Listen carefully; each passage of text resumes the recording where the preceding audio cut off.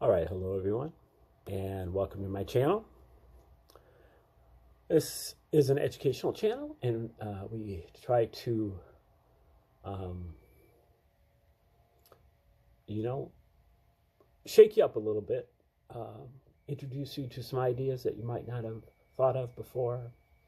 We generally produce or delve into various theories of everything, all-encompassing theories, earth-shattering discoveries, tour de forces, and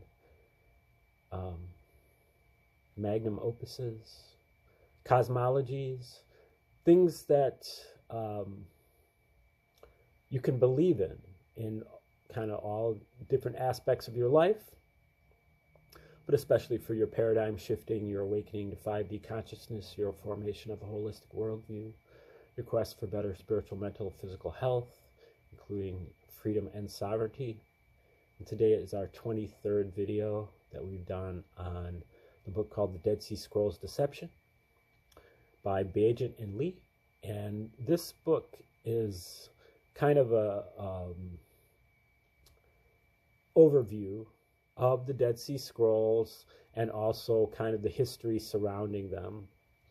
The Dead Sea Scrolls were discovered in 1947 initially, but more discoveries came over the next 10 years, discovered in these unique kind of jars or vases. And there were hundreds of different books that were discovered, including every book of the Old Testament except for Esther, and multiple copies of many of the books, but also a lot of sectarian material, poetry, verse, and even a treasure map. And they all came from this these caves near Qumran, which is about 20 miles southeast of Jerusalem.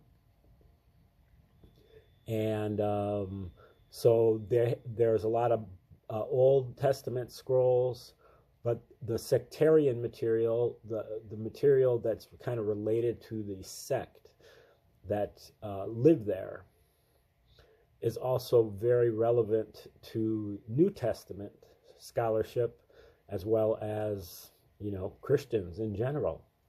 But the deception part of the Dead Sea Scrolls deception is that there was an international team of scholars, so-called, most of whom were Catholic priests, who were assigned to decipher, catalog, translate, and disseminate their findings. And during that process, they realized that what was written in these things was not what they wanted to hear, not what they believed in, not what they wanted to, preach to their minions. And so they began to stall for time. They began to obfuscate, publishing more the irrelevant or less explosive aspects of the scrolls and ignoring the more important stuff. And they did this for over 30 years. And the scrolls really just got out there in the 90s. I think pretty much all of them are out there now, but this is a tale that kind of, has been repeated ad nauseum since before and since. A group of people who are in the elite class who don't want you to know the truth about stuff. And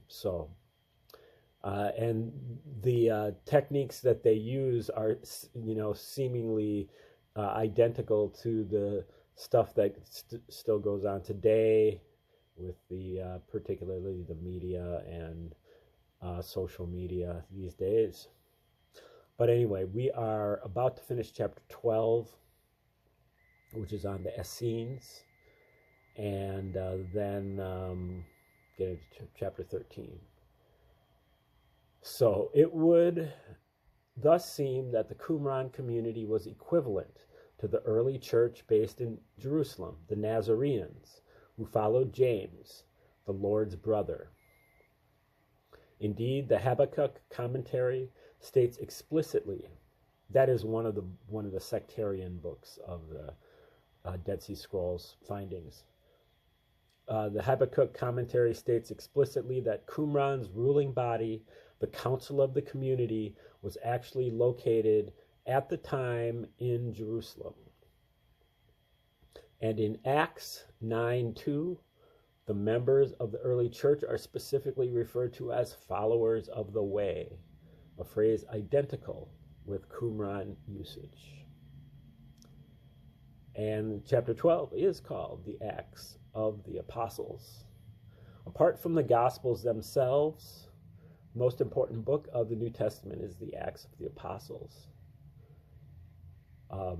And as you will see eventually on this channel, I believe we will demonstrate how the book of Revelation is entirely meaningless.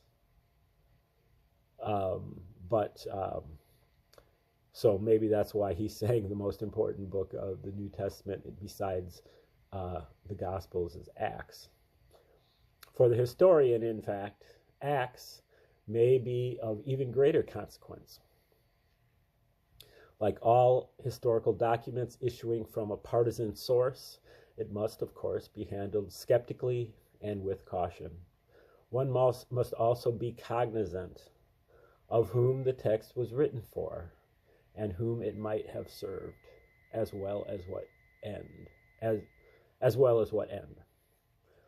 But it is Acts, much more than the Gospels, which has hitherto constituted the apparently definitive account of the first years of early Christianity. Certainly, Acts would appear to contain much basic information not readily to be found elsewhere. To that extent alone, it is a seminal text. The Gospels, it is generally acknowledged, are unreliable as historical documents. Mark's, the first of them, was composed no earlier than the revolt of 66 AD, and probably somewhat later. All four Gospels seek to evoke a period long predating their own composition, perhaps as much as 60 years or 60 or 70 years. They skim cursorily over the historical backdrop, focusing essentially on the heavily mythologized figure of Jesus and on his teachings.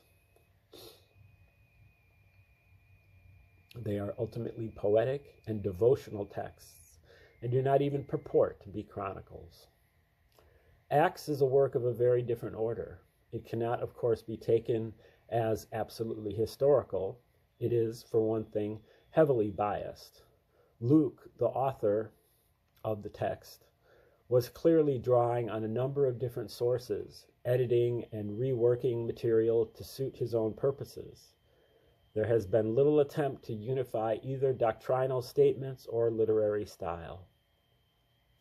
Even church historians admit that the chronology is confused, the author having had no direct experience of many of the events he describes, and being obliged to impose his own order upon them. Thus, certain separate events are fused into a single occurrence, while single occurrences are made to appear to be separate events. Such problems are particularly acute in those portions of the text pertaining to events that predate the advent of Paul. Further, it would appear that Acts, like the Gospels, was compiled selectively and was extensively tampered with by later editors. Nevertheless, Acts, unlike the Gospels, aspires to be a form of chronicle over a continuous and extended period of time. Unlike the Gospels, it constitutes an attempt to preserve an historical record and, at least in certain passages, to have been written by someone with a first or second-hand experience of the events it describes. Although there is bias, the bias is a highly personal one. And this, to some extent, enables the modern commentator to read between the lines. The narrative recounted in Acts begins shortly after the crucifixion, generally dated at 30 AD, but possibly as late as 36 AD, and ends somewhere between 64 and 67 AD. Most scholars believe the narrative itself was composed or transcribed sometime between AD 70 and 95. Roughly speaking, then, Acts is contemporary with some, if not all, of the Gospels. It may predate all four. It almost certainly predates the so-called Gospel of John, at least in the form that that text has come down to us. The author of Acts is a well-educated Greek who identifies himself as Luke. Whether he is the same Luke, the beloved physician, as mentioned as Paul's close friend in Colossians 4:14, cannot be definitively established, though most New Testament scholars are prepared to accept that he is. Modern scholars also concur that he would seem quite clearly to be identical with the author of Luke's Gospel. Indeed, Acts is sometimes regarded as the second half of Luke's Gospel. Both are addressed to an unknown recipient named Theophilus. Because both were written in Greek, many words and names have been translated into that language and have probably, in a number of instances, altered in nuance, even in meaning, from their Hebrew or Aramaic originals. In any case, both Acts and Luke's Gospel were written specifically for a Greek audience, a very different audience from that addressed by the Qumran scrolls. Although focusing primarily on Paul, who monopolizes the latter part of its narrative, Acts also tells the story of Paul's relations with the community in Jerusalem, composed of Jesus's immediate disciples under the leadership of James, the Lord's brother. The enclave or faction, who only later came to be called the first Christians and are now regarded as the early or original church. In recounting Paul's association with this community, however, Acts offers only Paul's point of view. Acts is essentially a document of Pauline, or what is now deemed to be normative Christianity. Paul, in other words, is always the hero. Whoever opposes him, whether it be the authorities or even James, is automatically cast as villain. Acts opens shortly after Jesus, referred to as the Nazarene, has disappeared from the scene. The narrative then proceeds to describe the organization and development of the community or early church in Jerusalem and its increasing friction with the authorities.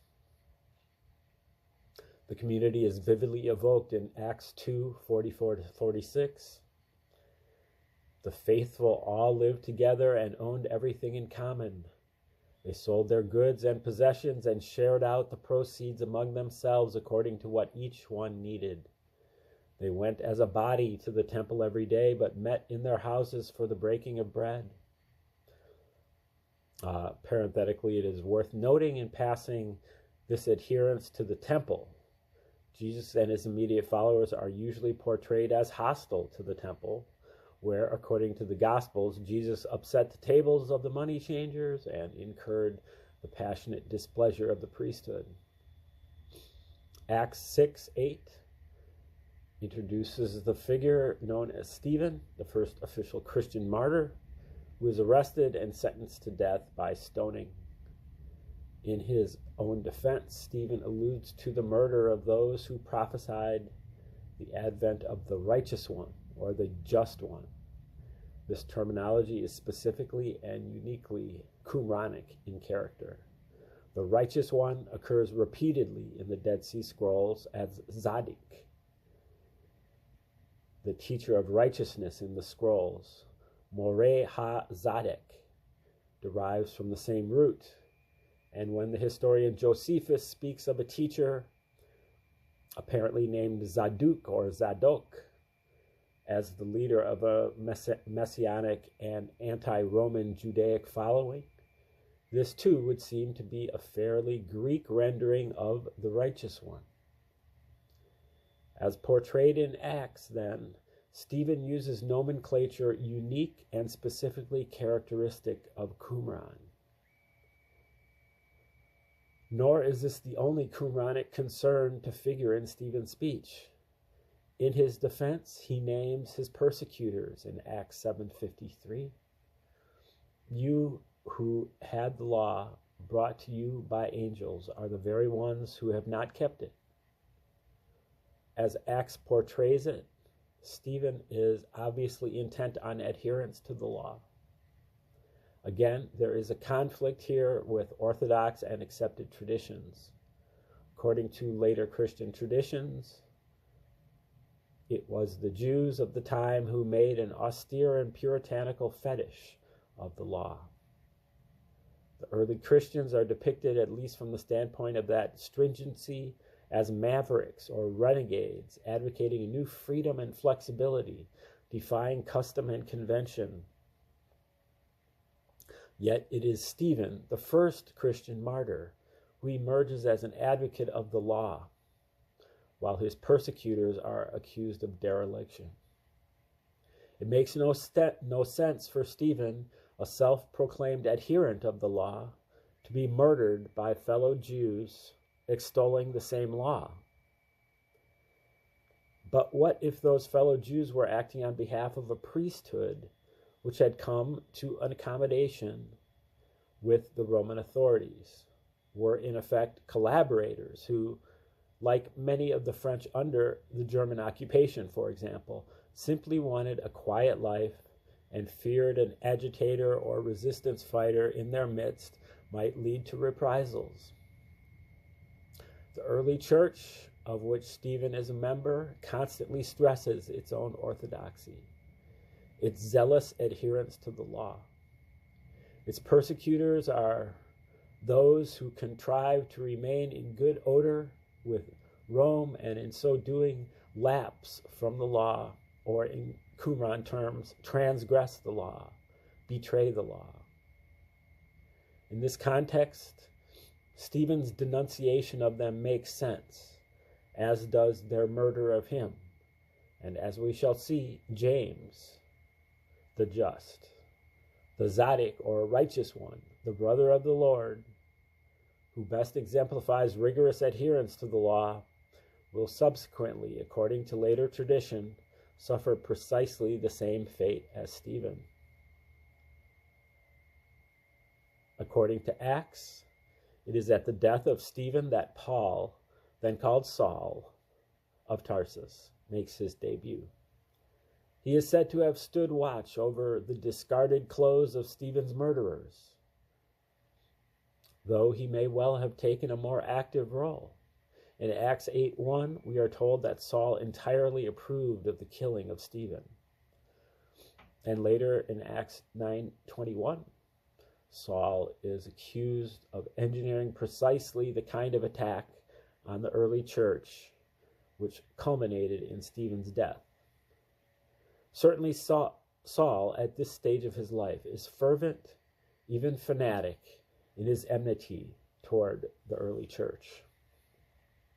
According to Acts 8:3, he worked for the total destruction of the church. He went from house to house, arresting both men and women and sending them to prison. At the time, of course, he is acting as a minion of the pro-Roman priesthood.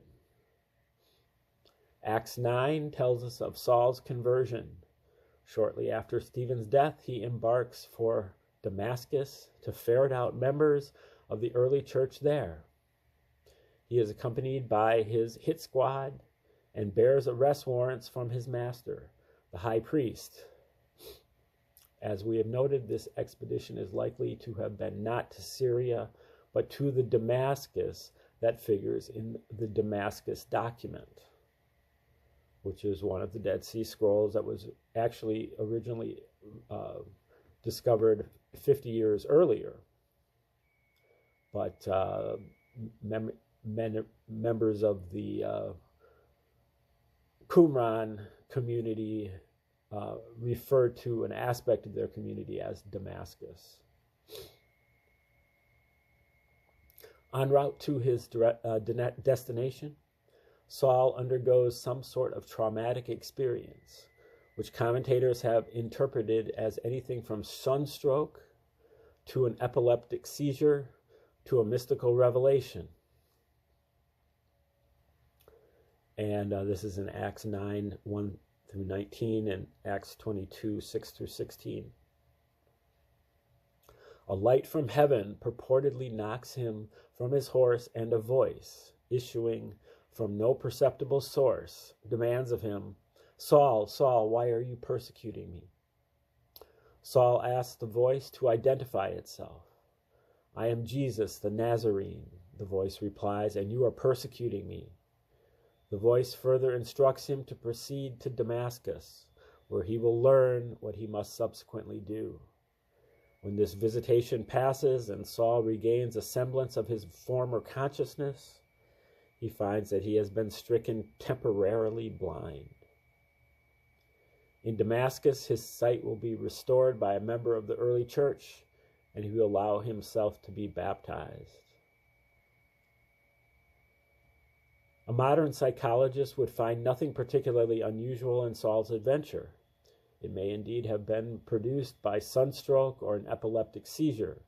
It could equally well be ascribed to hallucination, hysterical or psychotic reaction, or perhaps nothing more than the guilty conscience of a susceptible man with blood on his hands. Saul, however, interprets it as a true manifestation of Jesus, whom he never knew personally, and from this his conversion ensues. He abandons his former name in favor of Paul, and he will subsequently be as fervent in promulgating the teachings of the early church as he has hitherto been in extirpating them. He joins their community, becomes one of their apprentices or disciples. According to his letter to the Galatians, Galatians 1, 17 through 18, he remains under their tutelage for 3 years, spending much of that time in Damascus. According to the Dead Sea Scrolls, the probation and training period for a newcomer to the Qumran community was also 3 years. After his 3-year apprenticeship, Paul returns to Jerusalem to join the leaders of the community there. Not surprisingly, most of them are suspicious of him, not being wholly convinced by his conversion. In Galatians 1, 18 to 20, he speaks of seeing only James and Cephas. Everyone else, including the apostles, seems to have avoided him. He is obliged repeatedly to prove himself, and only then does he find some allies and begin to preach. Arguments ensue, however, and according to Acts 9:29, certain members of the Jerusalem community threaten him. As a means of diffusing a potentially ugly situation, his allies pack him off to Tarsus, the town now in Turkey where he was born. He is, in effect, being sent home to spread the message there. It is important to understand that this was tantamount to exile. The community in Jerusalem, like that in Qumran, was preoccupied almost entirely with events in Palestine. The wider world, such as Rome, was relevant only to the extent that it impinged or encroached on their more localized reality.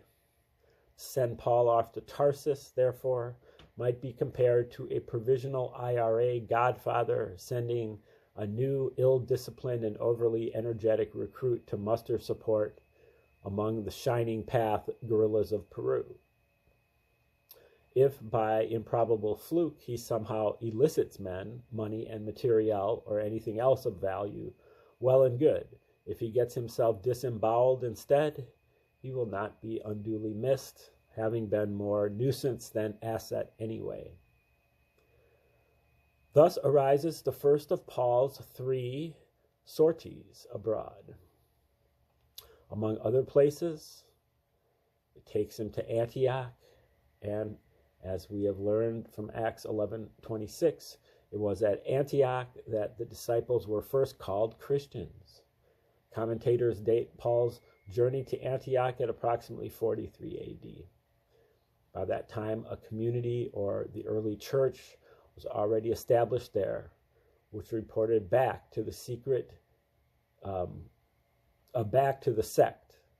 leadership in Jerusalem under James.